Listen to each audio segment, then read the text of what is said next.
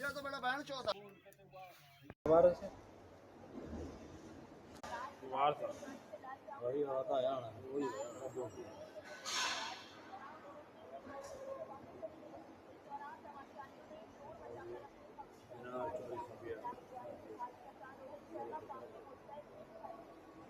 रोटी बंद की यार 10 मिनट टैंकी फुल कर